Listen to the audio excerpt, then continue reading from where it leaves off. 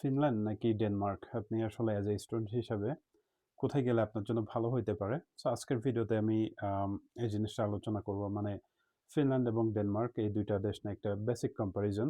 But the thing is এখানে আমি আসলে ডেফিনিটিভ কোনো কনক্লুশন দিব না যে আপনি আসলে এই দেশে যাবেন নাকি ওই দেশে যাবেন। জাস্ট একটা বেসিক কম্পারিজন মানে হচ্ছে অ্যাজ এ স্টুডেন্ট হিসাবে আপনি যখন ডেনমার্ক অথবা ফিনল্যান্ডে যাবেন তখন আসলে কি ধরনের সিচুয়েশন ওইখানে হবে প্লাস ২ টা দেশের আসলে পিআর পলিসি কেমন? সো এটা বলার কারণ হচ্ছে যে যেহেতু রিসেন্টলি আসলে ফিনল্যান্ডে অনেক চেঞ্জ আসতেছে। সো আপনারা যারা অন্য কান্ট্রির অপশন গুলা মানে দেখার ট্রাই করতেছেন তাদের জন্য ডেনমার্ক একটা গুড অপশন হইতে পারে। সো এইজন্যই বেসিক্যালি হচ্ছে এই ভিডিওটা করা। এবং এখানে একটা বিষয় বলে রাখি যে পার্ট টাইম জবের ব্যাপারে আমি ফিনল্যান্ডে যতটুকু জানি যেহেতু আমি এখানে ছিলাম, আমি আসলে ডেনমার্ক নেওয়ার কোনো আইডিয়া নাই। সো অনলাইনে আমি যে ইনফরমেশন গুলা পেয়েছি ডেনমার্ক রিলেটেড সেটাই আসলে আপনাদের সাথে শেয়ার করব। সো ফার্স্ট অফ অল আসি আসলে ২ টা দেশের মধ্যে এডুকেশন সিস্টেম বা আপনি যদি বাংলাদেশ থেকে ফিনল্যান্ড বা ডেনমার্কে যাইতে চান তাহলে আপনার কি কোয়ালিফিকেশন লাগবে বা হচ্ছে যে এদের টিউশন ফি বা স্কলারশিপের কি অবস্থা এভরিথিং এলস। সো আপনি যদি আসলে আম বাংলাদেশ থেকে ডেনমার্কে অথবা ফিনল্যান্ডে পার্টিকুলারলি মাস্টার্সের জন্য যাইতে চান, তাহলে রিকোয়ারমেন্ট আসলে সেম যে আপনাকে ব্যাচেলর কমপ্লিট থাকতে হবে এবং আপনার হচ্ছে যে IELTS স্কোর মিনিমাম 6.5 থাকতে হবে। এরপর আপনার রিকমেন্ডেশন লেটার লাগবে, এসওপি লাগবে এইগুলা। বাট ডেনমার্কে একটা প্রবলেম হচ্ছে যে আপনি যদি দেশ থেকে অলরেডি মাস্টার্স শেষ করে ডেনমার্কে 2nd মাস্টার্স করতে যান এবং এটা যদি আপনি আপনার অ্যাপ্লিকেশনে মেনশন করেন তখন হচ্ছে এটা নেগেটিভলি ইম্প্যাক্টফুল হবে। সো যেটা আসলে ফিনল্যান্ডে এরকম কোনো কিছু নাই। ২ নাম্বার যে বিষয়টা সেটা হচ্ছে আপনি যদি ব্যাচেলরে যাইতে চান তাহলে ডেনমার্কে কিন্তু আপনি সরাসরি এইচএসসি এর পরে যাইতে পারবেন না। লাইক বা আপনি যদি ফিনল্যান্ডে যাইতে চান তখন কিন্তু ইজিলি আপনি এইচএসসি কমপ্লিট করে সরাসরি ডেনমার্কে ব্যাচেলরের জন্য যাইতে পারতেছেন। বাট আপনি সরি ফিনল্যান্ডের জন্য যাইতে পারতেছেন। বাট আপনি যদি ডেনমার্কে ব্যাচেলরের জন্য যাইতে চান তাহলে দেশ থেকে আরো অ্যাডিশনাল ১ বছর শেষ করে মানে হচ্ছে ধরেন এইচএসসি লেভেলের পর অনার্স লেভেলের পড়াশোনা ১ বছর শেষ করে তারপরে হচ্ছে আপনি ডেনমার্কে ব্যাচেলরের জন্য অ্যাপ্লিকেশন করতে পারবেন। এরপরে আসি হচ্ছে টিউশন ফি এবং স্কলারশিপের ব্যাপারে। So first of all tuition fee. আমার আসলে এক্সপেরিয়েন্স থেকে মনে হইছে যে ডেনমার্কে আসলে টিউশন ফি এর খুব বেশি ভেরিয়েশন নাই কম্পেয়ার টু ফিনল্যান্ড। কারণ ২ টা দেশেই মোর অর লেস হচ্ছে আপনার টিউশন ফি কম বেশি সেম। বাট স্কলারশিপে রিসেন্টলি বিগ ডিফারেন্স আসছে। কারণ ফিনল্যান্ডে আসলে রিসেন্ট গভর্নমেন্ট আসার পরে তারা স্কলারশিপ অনেক কমাই দিছে এবং শুধুমাত্র ২ টা ইউনিভার্সিটি ছাড়া এখন আসলে 100% টিউশন ফি এবার পাওয়া কোয়াইট ইম্পসিবল। বাট ডেনমার্কের ক্ষেত্রে ওদের ড্যানিশ গভর্নমেন্ট স্কলারশিপ আছে যেটা আপনি যদি পান তাহলে তারা আপনার ফুল টিউশন ফি ওয়েভ করবে প্লাস আপনার লিভিং অ্যালাউন্স দিবে হচ্ছে ১০,০০০ ইউরো পার ইয়ার। এটার পাশাপাশি দেখা যায় যে প্রতিটা ইউনিভার্সিটি তাদের ফ্যাকাল্টি ওয়াইজ হচ্ছে যে এই ধরনের স্কলারশিপ দিয়ে থাকে।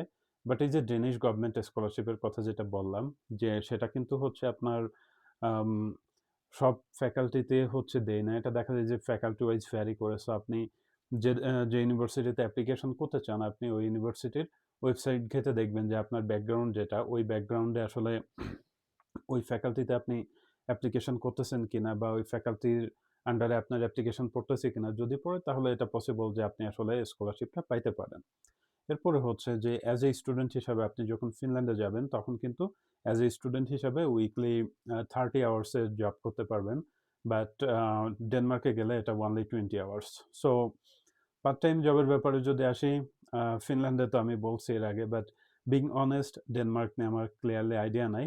বাট আমার একজন অ্যাপ্লিকেন্ট ছিল যে অলরেডি ডেনমার্কে ছিল, সে ফিনল্যান্ডে মুভ করতে চেয়েছিল। তার সাথে আমি এটা নিয়ে কথা বলছিলাম এবং সে আমাকে বলছিল যে ডেনমার্কে আসলে job possible but as usual যেটা হয়ে থাকে আসলে এটা কোয়াইট ডিফিকাল্ট জব পাওয়া। বাট আমার কাছে যেটা মনে হয় যেহেতু ডেনমার্কের ইকোনমি কম্পারেটিভলি ফিনল্যান্ডের চেয়ে একটু বড়, সো হয়তোবা ডেনমার্কে অপরচুনিটি ফিনল্যান্ডের চেয়ে বেটার হইতে পারে। বাট অ্যাজ আই সেইড যে আমার ডেফিনেটিভ কোনো ধারণা নাই। এখন মেইন একটা বিষয় আসি যে পিআর এর বিষয়টা নিয়ে যে আপনি লেটস সে আপনি ফিনল্যান্ড ডেনমার্কে মুভ করলেন। সো এখন ওইখানে আসলে পিআর এর পলিসি কেমন বা ফিনল্যান্ডের পিআর এর পলিসি কেমন? এখানে জানাই রাখি যে ডেনমার্কে কিন্তু আপনি ইজিলি ফ্যামিলি নিয়ে যেরকম যাইতে পারবেন, ফিনল্যান্ডেও এখনো পর্যন্ত যে রুলস, ওই রুলস অনুযায়ী আপনি ফ্যামিলি নিয়ে মুভ করতে পারবেন, কোনো প্রবলেম হবে না। বাট নতুন রুলস আসলে তখন দেখা যাবে যে আপনি ফ্যামিলি নিয়ে মুভ করতে চাইলে মেইন অ্যাপ্লিক্যান্ট যাওয়ার ১ বছর পরে হচ্ছে ফ্যামিলি মেম্বার্স ফিনল্যান্ডে মুভ করতে পারবে, যেটা ডেনমার্কে এরকম নাই। সো এখন আসি ডেনমার্কের পিআর পলিসি নিয়ে। সো ডেনমার্কে আপনি মাল্টিপল ওয়েতে পিআর পাইতে পারেন। আই মিন আপনাকে মাল্টিপল ক্রাইটেরিয়া ফুলফিল করতে হবে। সো ডেনমার্কে আপনাকে মিনিমাম ৮ বছর থাকতে হবে এবং এদের হচ্ছে একটা যে ডেনিশ ল্যাঙ্গুয়েজ আছে এটার ২য় ধাপটা আপনাকে পাস করতে হবে এবং এই ৮ বছরের মধ্যে আপনাকে মিনিমাম ৩ বছর ৬ মাস হচ্ছে যে এমপ্লয়েড থাকতে হবে, মানে আপনার জব থাকতে হবে। এটার পাশাপাশি আপনি ৮ বছরের বদলে ৪ বছরে পিআর এর জন্য অ্যাপ্লিকেশন করতে পারেন। যদি আপনি ডেনমার্কে হচ্ছে যে আপনার ড্যানিশ ল্যাঙ্গুয়েজ 3 স্টেপ 3 পাস থাকে এবং আপনার yearly income at least 47,000 euro হয় বিগত ৪ বছরের মধ্যে। এটার পাশাপাশি আপনাকে অবশ্যই মিনিমাম ৪ বছর এমপ্লয়েড থাকতে হবে এবং ওদের আলাদা একটা এক্সাম আছে যেটাকে আম অ্যাক্টিভ সিটিজেন এক্সাম বলে। অবশ্যই আপনাকে এটা পাস করতে হবে। এটা যদি এই ক্রাইটেরিয়া যদি আপনি ফুলফিল করেন তাহলে হচ্ছে ডেনমার্কে আপনি ৪ বছরের মধ্যে হচ্ছে পিআর এর জন্য অ্যাপ্লিকেশন করতে পারবেন। বাট আদারওয়াইজ আপনাকে ৮ বছর স্টে করতে হবে। আর ফিনল্যান্ডের ক্ষেত্রে আমি আমার লাস্ট ভিডিওতে আলোচনা করছি যে ফিনল্যান্ডে আসলে আপনি কিভাবে পিআর পাইতে পারেন। সো বেসিক্যালি ফিনল্যান্ডে আপনি ৫টা ওয়েতে পিআর পাইতে পারেন।